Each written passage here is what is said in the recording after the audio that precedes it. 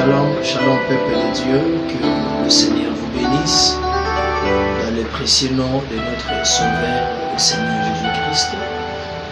Voilà encore vous saluer une fois de plus parce que la grâce de Dieu a été renouvelée ce matin. Nous allons prier Dieu. Seigneur notre Dieu, nous voulons encore te dire un grand merci pour ce matin. Merci pour ce dimanche, un jour sacré, un jour de bénédiction, de grâce et plein de bonnes choses. Bénis ton peuple présent qui vont nous suivre maintenant là en direct, en ligne, et puis ceux qui vont nous suivre dans notre chaîne YouTube. Père, que la grâce qui accompagne cette parole les affecte dans le nom de Jésus. Parce que la Bible dit, ta parole est esprit et vie, qui est la vie et l'esprit qui accompagne cette parole. Oh Dieu, puisse encore bénir ton peuple dans le nom de Jésus. Nous t'avons ainsi prié. Amen. Voilà, que Yahweh vous bénisse. Encore une fois de plus, je salue tout le monde. Je vous salue dans le nom de Jésus. Je vous salue sincèrement. Que Dieu vous bénisse. Quelle grâce, quelle bénédiction encore de nous réunir encore. Dans média l'élo pour la gloire de Dieu. Frères et sœurs, sans plus tarder. Parce que nous courons derrière les temps. L'autre fois, je vais vous expliquer pourquoi toujours le temps est bel été. Parce que la réclamation est sur Aline, mais vous avez la possibilité de faire une minute. Peut-être vous avez la grâce, il y a un gigabyte, vous avez un wifi offert, mais vous avez un fonctionner dans méga. Vous comprenez? Avec la crise actuelle, dans le méga, c'est très compliqué. Frères et sœurs, depuis la semaine passée, qu'on a réfléchi sur Internet, la victoire de David sur Goliath. Donc la victoire de David sur Goliath. Je me rappelle dans mon introduction, j'ai défini le concept de terme, je parlais de victoire. J'ai défini victoire comme avantage qu'on remporte sur quelqu'un. La victoire, c'est l'avantage qu'on remporte sur quelqu'un. Ou encore, la victoire qu'on remporte devant les ennemis dans la guerre. J'ai expliqué cela. Dans une bataille, c'est le succès dans les combats. Le succès dans les combats, c'est ça, la victoire. En deuxième lieu, je parlais de David, j'ai expliqué David parce que ce sont deux personnages principaux, David et puis Goliath. Je parlais de David. David signifie bien-aimé. Donc David était déjà l'ami. L'ami de qui? L'ami de Dieu. Son nom, rien que par la signification de son nom, nous donne déjà un message. Et Goliath, je parlais de guerrier géant. Goliath, guerrier. Goliath aussi signifie exilé. Donc comprenez que déjà par son nom, sa vie n'était pas stable. C'est un exilé. Dans la foi, Goliath ne pouvait jamais vaincre David. Rien que par son nom, c'est vraiment un exilé. Vous comprenez? Alors, nous avons dit ceci. La victoire de David sur Goliath était le résultat. La victoire de David sur Goliath était le résultat de sa foi en Dieu. Pourquoi? Déjà dans le passé, Dieu lui avait donné la victoire. David avait remporté la victoire dans le passé, devant l'ours, devant le lion. Vous comprenez? Alors, nous avons dit encore que David a utilisé des facteurs. Il y a eu des facteurs que David a utilisés. La fois passée, j'ai expliqué les deux premiers facteurs que David avait utilisés. Premier facteur, nous avons dit que ce qui a donné la victoire à David sur Goliath, parce que David était attaché au Seigneur. L'attachement de David auprès de Dieu, cela a fait à ce que cet homme puisse remporter la victoire sur Goliath. Frères et sœurs, Goliath n'était pas n'importe qui. Rien que par son nom, nous allons comprendre que c'est un guerrier, c'est un homme de guerre, c'est un vaillant guerrier. Un homme qui avait une histoire.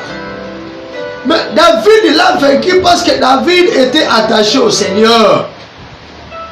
Et nous avons dit, son attachement à Dieu, c'était manifeste lorsque vous remarquez la vie de David. David cherchait continuellement la face de Dieu. Vous allez vérifier ça dans 1 Chronique chapitre 16, 1 Chronique 16, versets 10 à 11. Ce sont les récapitulations. Il était attaché à Dieu. Voilà pourquoi il cherchait continuellement la face de Dieu. Frères et sœurs, Si tu veux vaincre aussi, ennemi à vie. Si tu veux vaincre aussi tes ennemis, tes adversaires, attache-toi à Dieu.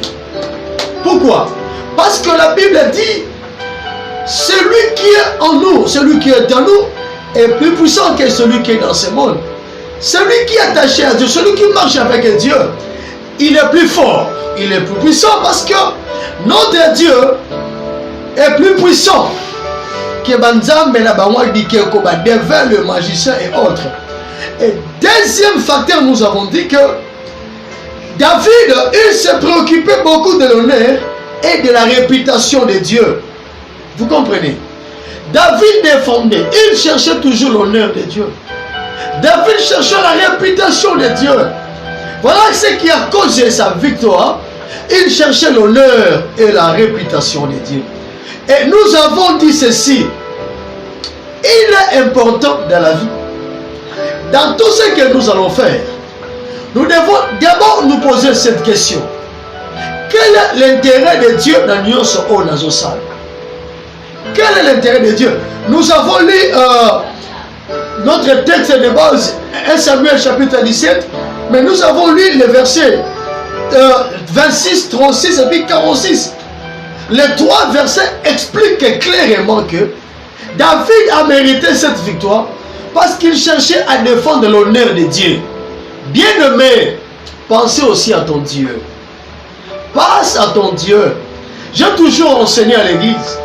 À chaque fois que Dieu a son pambolayo, c'est la réflexion de mon père, le révérend Jean-Pierre Kakwa Yolonga.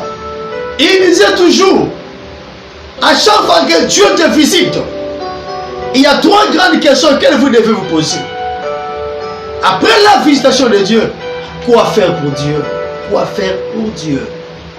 Vous comprenez? C'est-à-dire, la Bible dit dans Psaume chapitre 37, c'est David qui parle et dit, fais de l'Éternel tes délices. Fais de l'Éternel tes délices et il te donnera ce que ton cœur désire. Mais vous comprenez, lorsque Dieu occupe la première place, la première position, c'est à ce moment-là que Dieu manifeste aussi sa grâce. Mais qu'est-ce qui se passe? À chaque fois que le Seigneur vous visite, on lui aura plus son air naïo. Selon Papa Molinga, je vais acheter ça. Si Dieu me bénit aujourd'hui, je vais faire ça. Non! Pense aussi à l'honneur de Dieu. C'est pourquoi un peu ce conseil la fois passée. Tant qu'on a fini à Bassali et Nzambe, il n'y a pas de quoi faire l'église. On peut se faire tourner la bataille la mission la foi. Évitez le média, télévision. Et ça place à Bassali et Nzambe pour soit la raté. Il y a des choses. Nous devons traiter ça en coulisses. Comme nos pères prêtres catholiques. Il se passe des problèmes là-bas. Mais ils gèrent ça entre eux. Seulement pour ne pas affaiblir l'église. Je suis scandalisé. La décision prise dans le pays. L'église est là. Le 15. Les gens se moquent de l'église. L'église n'appartient pas au pasteur. L'église n'appartient pas au pasteur. L'église appartient à Dieu. Christ est la tête de l'église. Christ est le chef suprême de l'église. C'est Christ. Frères et sœurs, attention. David a cherché l'honneur de Dieu et de son armée. Il se préoccupait de l'honneur de Dieu et la réputation d'Israël. Parce qu'il savait qu'Israël était une terre sainte, une nation bénie par le Seigneur. Voilà pourquoi il défendait l'honneur de Dieu. Cherchez à protéger l'honneur de Dieu. Vous êtes chrétien. Dans l'église, vous traversez un moment difficile. Qu'est-ce que vous pensez? Ta contribution. Comment tu réfléchis pour soutenir ton église? Vous comprenez? Ça, c'est quelque chose de très intéressant. Il se préoccupait plus de l'honneur de Dieu. Et troisième facteur, sa confiance à la puissance de Dieu. Sa confiance en la puissance de Dieu avait été fortifiée par le souvenir des occasions où il a prié et expérimenter la délivrance du Seigneur. Lorsqu'il a prié et il a expérimenté la délivrance de Dieu, cela a soutenu sa foi. Le troisième facteur, ce qui a fait la force de David, parce que David avait la confiance dans la puissance de Dieu. Il avait la confiance c'est la foi. David avait la foi en Dieu. Il plaçait sa confiance en Dieu. Voilà pourquoi David n'avait pas peur. Goliath. Quand vous lisez bien le contexte, la Bible dit même le roi Saoul a découragé David. Il dit mon fils, tu es encore jeune. Cet homme-là, c'est un homme de guerre. Il est habitué à la guerre. C'est un vaillant. David dit, peu importe, je connais mon Dieu. Quand j'étais dans la brousse, c'est Dieu qui m'a délivré. En délivrant là, na maboko na minu manzaka lion. Liboso na ours, Dieu m'a délivré. Le souvenir passé de David a soutenu sa foi. Voilà pourquoi il avait confiance en Dieu. Je vous pose la question. Pendant que vous êtes dans la foi chrétienne, même pas un seul jour, Nzamba soutena yo. Même pas un seul jour, Dieu a intervenu pour ton corps. Même pas un seul jour, Nzambe apambola yo. Non, je crois que Dieu t'a fait énormément du bien. Je crois que Dieu t'a soutenu. Et ma souvenir y a passé. Et c'est que l'on comprendre que Dieu demeure fidèle. Il est fidèle et il demeure toujours fidèle. Donc retenez troisième facteur, sa confiance à la puissance de Dieu avait fortifié par les souvenirs des occasions passées. La vie passée de David a soutenu sa confiance à la puissance de Dieu. Lorsqu'il a crié à Dieu, Dieu l'a délivré.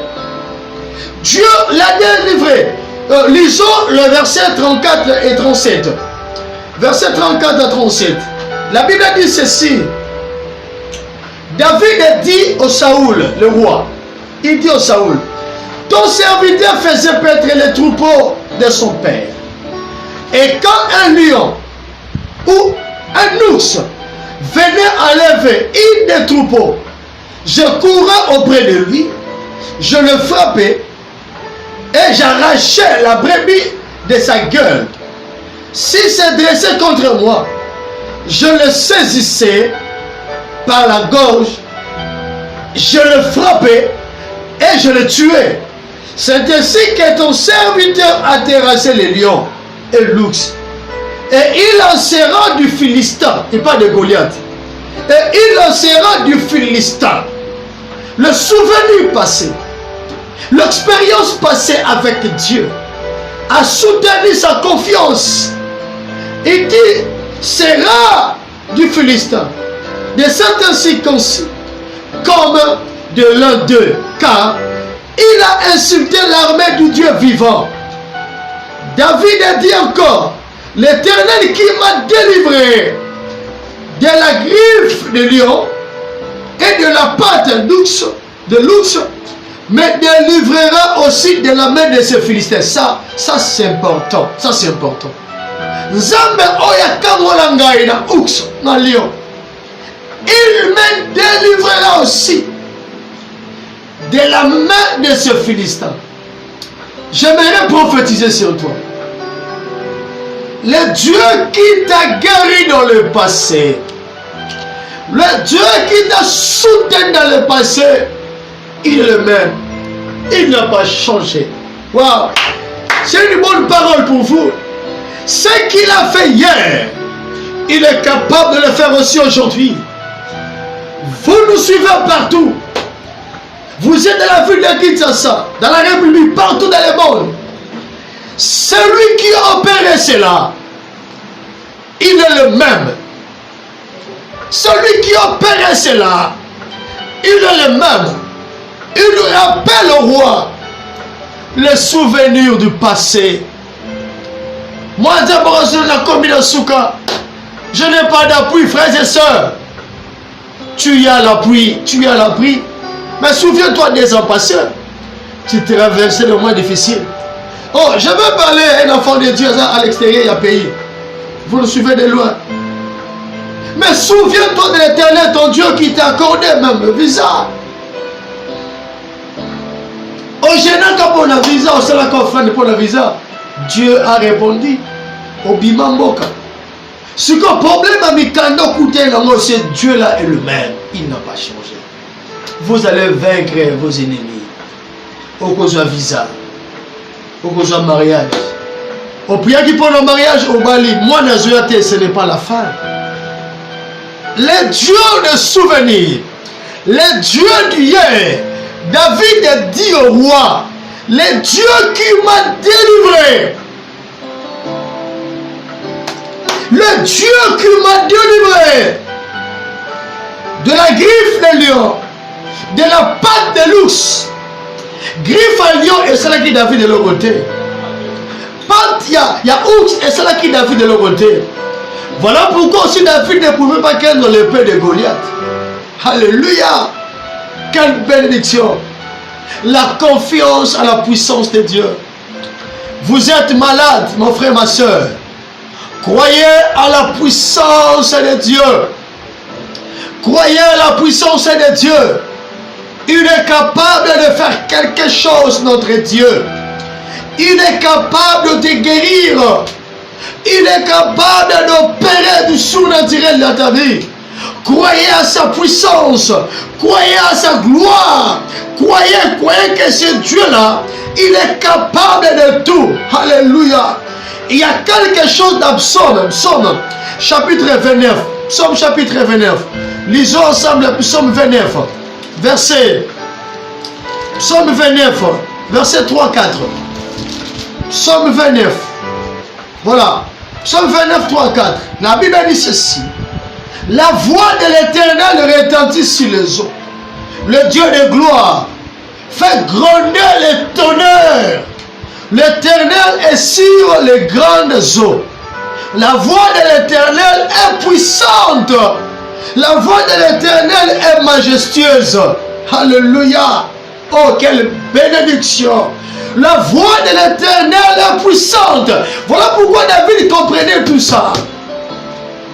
Il dit au roi, roi, notre Dieu est fidèle. Quand même si vous siégez au trône, moi ça l'expérience en Zambété, moi je fais l'expérience avec Dieu. Dans des moments difficiles, Dieu m'a délivré. Et je crois que devant cette séquence, parce qu'il a insulté Dieu, parce qu'il a insulté l'armée de Dieu, parce qu'il a humilié l'armée de Dieu, Dieu me délivrera aussi devant cette séquence. Frères et sœurs, nous avons permis qu'en école maternelle, au comme la 6e des humanités, il est capable de pouvoir avoir un moyen financier pour qu'on soit à l'examen d'État. Croyez-moi, croyez-moi, ce qu'il a fait hier, il est capable de le faire aujourd'hui. Vous savez pourquoi? Parce que la Bible dit, il est le même, hier, aujourd'hui et éternellement. Alléluia. Et je veux terminer pour aujourd'hui, pour donner les quatrième facteur. Quatrième facteur. Ce qui a accordé la victoire de David, ce qui a fait de David un homme fort. Je vous ai donné le texte de base, 1 Samuel, chapitre 17, verset 40 à 50. Mais le verset 50 nous dit, ainsi avec une fronde et une pierre, David est plus fort. David fit plus fort que le Philistin. Et il le terrassa et lui ôta la vie sans avoir l'épée à la main. Sans avoir l'épée à la main. Donc je parle des facteurs que David a utilisés. Maintenant, quatrième facteur. David ne se fiait pas en lui-même, mais au Seigneur. David ne se fiait pas en lui-même, mais au Seigneur. Vous savez pourquoi tu échoues? Vous savez pourquoi vous échouez?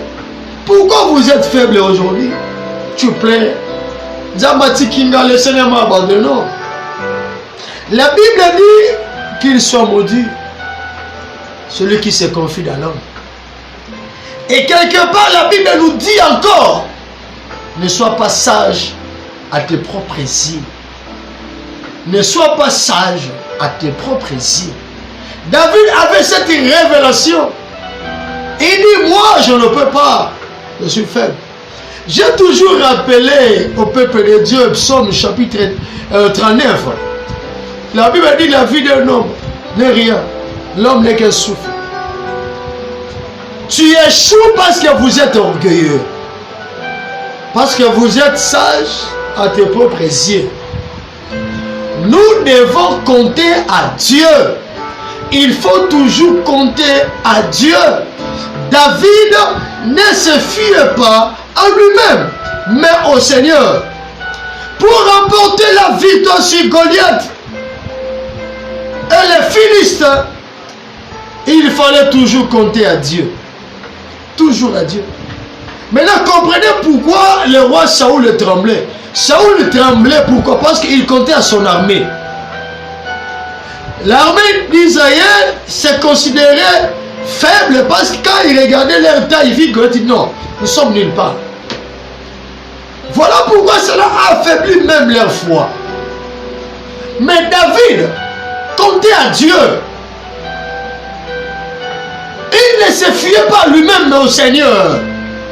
Il savait que la Bible dit sans Dieu nous ne pouvons absolument rien faire. Mon frère, ma soeur, je sais que vous avez la grâce de Dieu, pasteur. Vous avez la grâce de Dieu, vous êtes un bon prédicateur, un très bon prédicateur. Pasteur, vous avez des grâces prophètes, vous avez des dons excellents. Prophète, cher ami, docteur, vous prêchez bien. Attention, il ne faut pas vous fier à ce que Dieu a mis en vous. Nous devons toujours compter à lui. Nous devons toujours compter à Dieu, très important. Nous devons toujours compter à Dieu, toujours en lui. Nous devons toujours compter à Dieu. Ça, c'est important. C'est le secret David, quatrième facteur qu'il a utilisé. David ne se fiait pas lui-même, mais au Seigneur. Lisons le verset 37. Le verset 37 de la Bible dit, David dit encore, l'Éternel qui m'a délivré de la griffe du lion et de la patte de l'ours, me délivrera aussi de la main de ces Philistins. Alléluia. Et Saoul a dit à David, va et que l'Éternel soit avec toi. Maintenant, dans le temps où roi Saoul a eu conscience Yanzam, a eu conscience Yanzam lorsque David l'a donné des leçons. Il dit, l'Éternel qui m'a délivré. C'est confié à l'Éternel.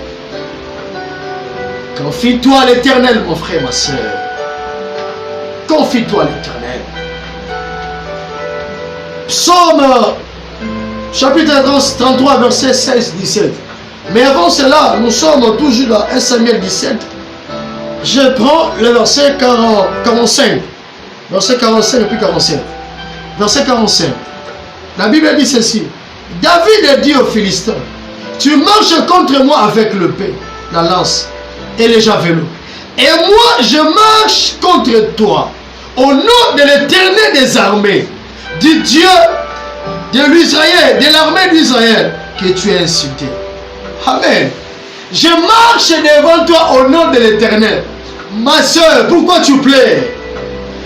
Bana zoyate. Maternité zoyate. Papa bavanda bapé sa solution. David dit aux Philistins Goliath, je marche devant toi au nom de l'Éternel. Alors que toi tu te présentes devant moi avec des javelots, l'épée, mais moi au nom de l'Éternel. Écoutez, David avait 5 pieds, David avait sa lance. Il n'a fait même pas mention de ça. David n'a jamais parlé de sa lance et puis le pied. Mais il a brandi le nom de l'Éternel.